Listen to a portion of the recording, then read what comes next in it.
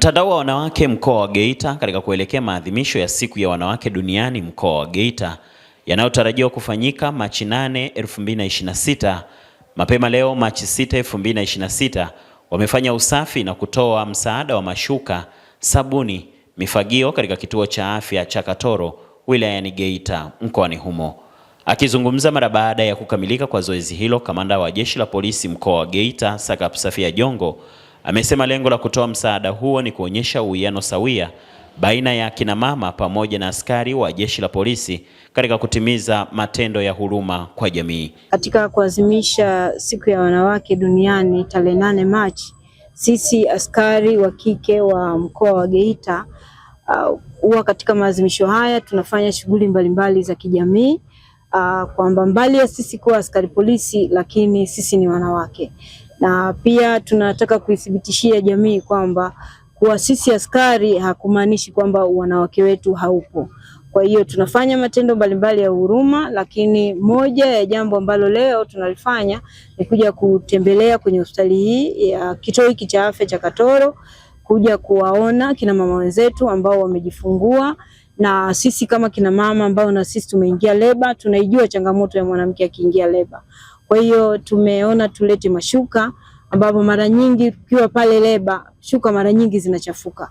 Kwa hiyo tumeona tutoe support kwenye kituo hiki cha afya kwa kuongezea idadi ya mashuka, ili wanawake wenzetu pale watakapokuwa wanajifungua waendelee kuwa mahali ambapo ni pasafi zaidi.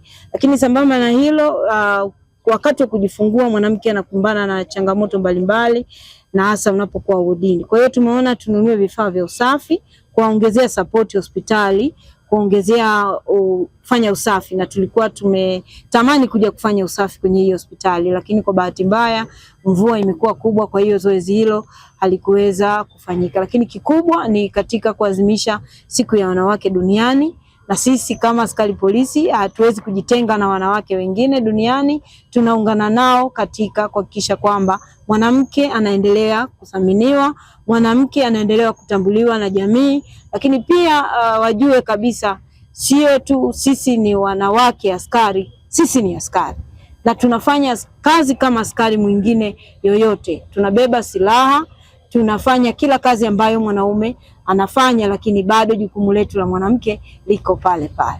Bado tunaendelea kutoa rai kwa jamii kuendelea kumthamini mwanamke. Matendo ya ukatili wa jinsia na watoto wa kike yameendelea kuwepo, licha ya kuwa tunajitahidi kutoa elimu, na hii maandamano yetu pia hata ukiangalia bango linaendelea kusisitiza kuepuka ukatili wa kijinsia na kuitambua thamani ya mwanamke katika jamii. Kwa hiyo nitoe wito kwa jamii kwamba ukatili ni kosa la jinai na adhabu yake ni kali. Tuendelee kuwathamini wanawake, kwamba mwanamke akifanya kosa umpige, lakini kwenye huku kanda yetu ya Ziwa hadi mauaji yanatokea kutokana na matukio kama haya. Kwa hiyo tunaomba kusisitiza jamii ibadilike, na mwanamke ni binadamu kama binadamu mwingine, na anapaswa kuheshimiwa na kuthaminiwa utu wake. Naitwa Dr. Yohana Kitutu, ni mganga mfawidhi wa kituo cha afya Katoro. Kwanza kabisa mimi nipende kutoa shukrani zangu za dhati kwa mtandao wa wanawake wa polisi mkoa wa Geita kwa kuliona hili na kuona kwamba kuna nguvu unaweza kuiweka katika kituo chetu kuweza kutusapoti katika vifaa vya usafi pamoja na mashuka waliotuletea.